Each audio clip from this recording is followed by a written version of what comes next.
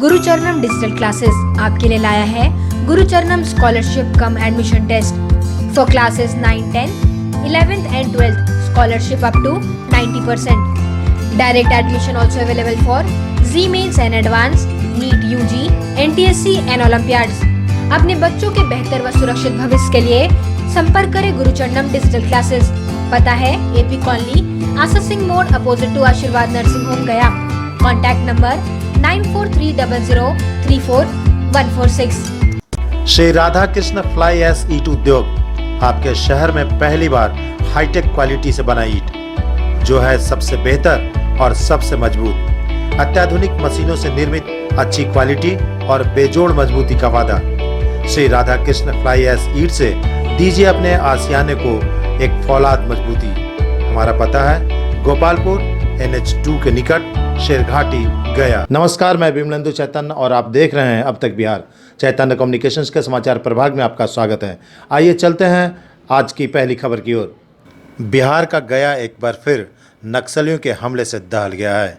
घटना बीती रात की है। लगभग 10 बजे रात में नक्सलियों ने इमामगंज के डुमरिया में हमला कर 2 लोगों को मौत के घाट उतार दिया। वहीं एक व्यक्ति गंभीर रूप से घायल है। नक्सलियों ने पुलिस और भूमाफियाओं के गठजोड़ के खिलाफ हमला बोला है।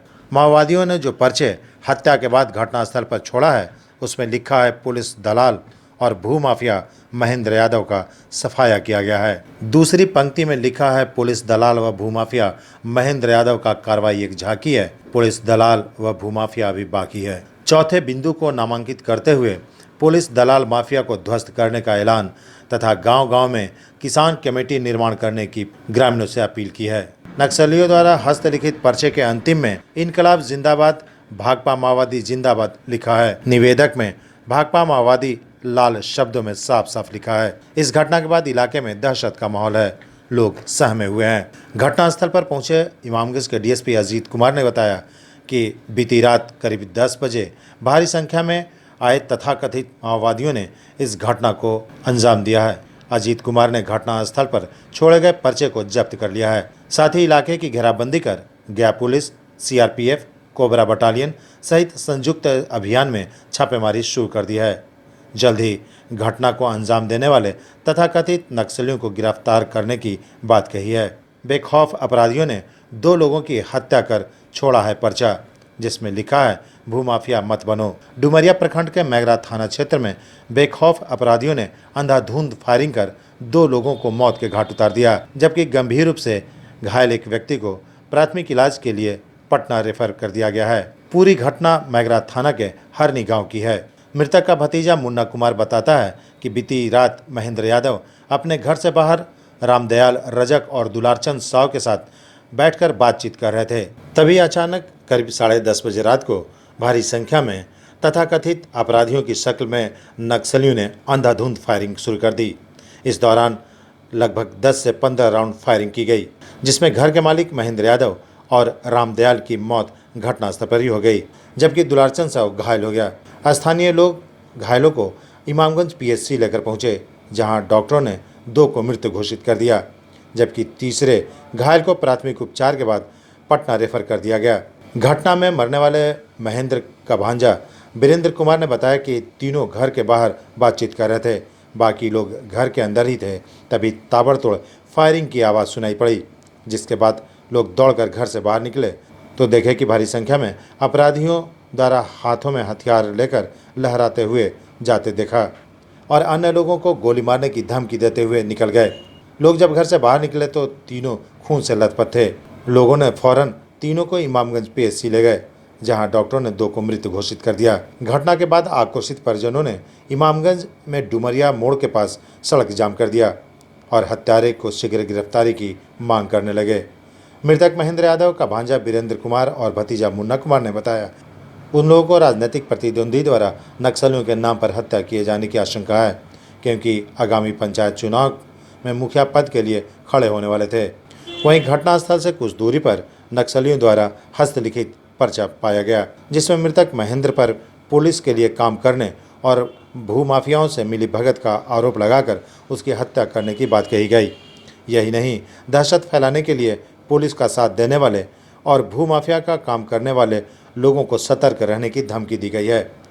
सड़क जाम की सूचना के बाद डुमरिया मोड़ पर इमामगंज डीएसपी अजीत कुमार और सिरघाटी एसडीओ उपेंद्र पंडित मौके पर पहुंचकर परिजनों को अपराधियों के खिलाफ शीघ्र कार्रवाई और परिजनों को उचित मुआवजा देने का आश्वासन देकर जाम हटवाया। घटना हुई है कल बीती रात करीब 10 साढ़े 10 बजे राम हड्डी में अपराधियों के द्वारा गोली फायर किया गया, जिसमें 2 व्यक्ति की मृत्यु हो चुकी है और एक घायल है, जिसे रेफर कर दिया है।